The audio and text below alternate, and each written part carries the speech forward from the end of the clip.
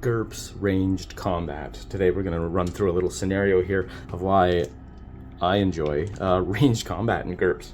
There's some interesting rules around, of course there's hit locations and stuff, which is a huge bonus, of course, over D&D.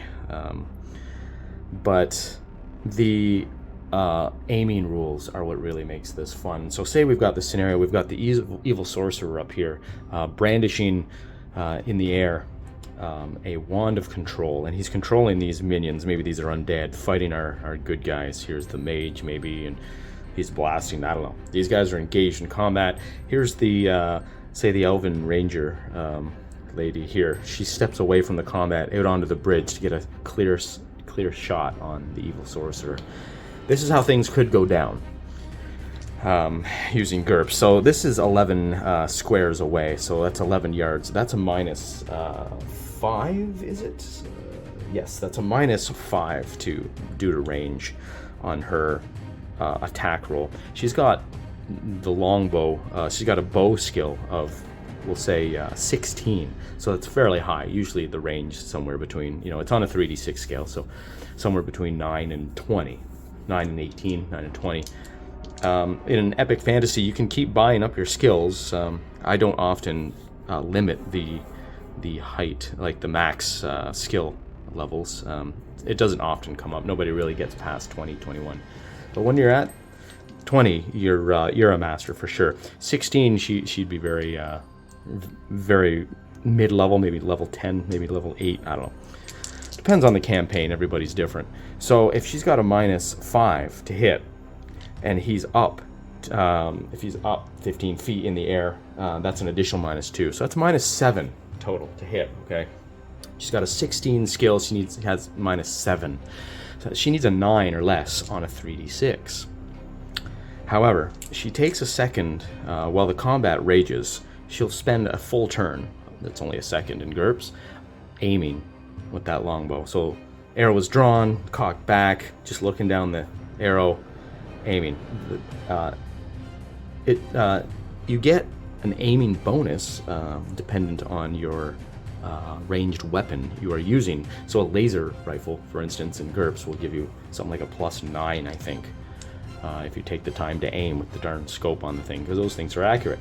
A longbow is the most accurate of the bows, but it gives you only a +3. So she can bring that minus 7, adding a +3 that she only has a -4, thanks to taking a second to aim with that longbow, okay? Now she's gonna try and hit this guy in the arm, however, and make him drop that wand. That's what we're gonna try to do to get rid of his control over the minions here. Okay, so we've got +3, sorry, from the aiming. So we're at 9. Okay, we've got +3 for aiming, so that puts us back up to 12. But we're going to hit the arm, so that's an additional -2 again. So we're down to 10. Okay, we need a 10 or less on 3d6. That's 50% chance. She's going to spend an additional 3 rounds, we'll say, aiming, because you can do that in GURPS up to an additional 3 rounds, just trying to steady and breathe and get your shot right on if you've got the time to do it.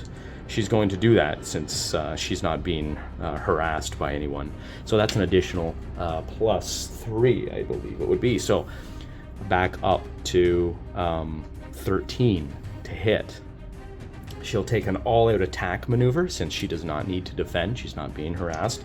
That gives an additional +1. All-out attack determined on a range shot. She's up to 14 or less to hit this dude in the arm. It's not a great distance, certainly for a longbow either, but here we go. And that's a good enough roll. That's a 10. So she sends the longbow arrow flying towards the evil sorcerer. Now he does get a chance to dodge, however. In GURPS, you can dodge incoming arrows, assuming you know what's coming. He does. She's been standing there for 4 seconds now. So he'll make a dodge attempt, but being a sorcerer, he's not really that great at dodging. He'll give it a try. He's got an 8 or less. Oh my goodness, and he rolls a 15. He fails to get out of the way of that incoming longbow arrow and takes it right through the wrist, we'll say. We'll roll damage off that longbow. Now the longbows do a decent bit of damage. They're +3 impaling, so oh jeepers. And we roll a 5.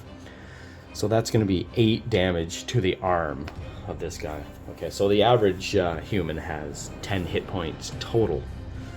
So if you take half of your hit points in damage in a single blow in GURPS, that's a major wound, and you must make a health check immediately or drop to the ground prone, dropping everything you're holding, and you basically just go stunned. You spend your next turn trying to snap out of it, shake it off. Okay, so here goes.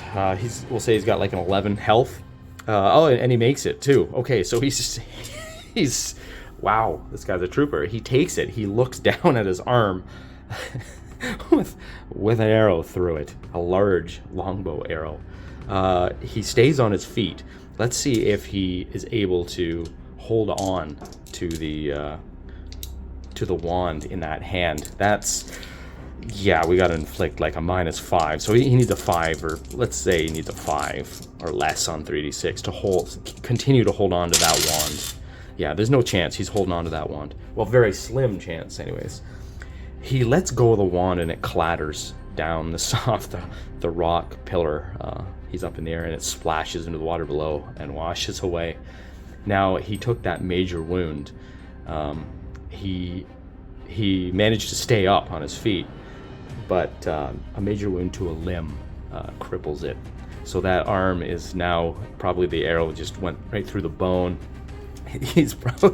Poor guy is probably a candidate for amputation at this point.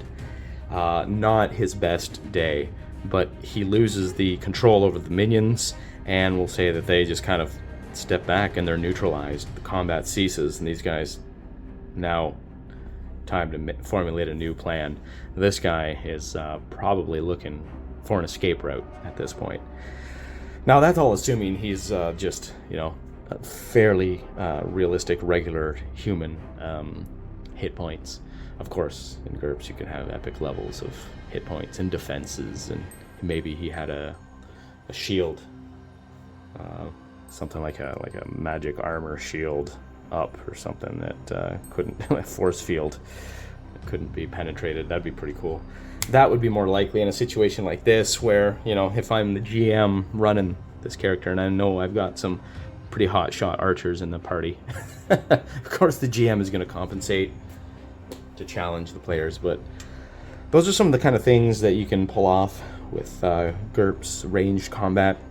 You can do some other intricate things which really play out nicely in modern ranged combat, where you can cover if you're sitting, holding your action to shoot, and you can cover a certain any number of hexes or squares.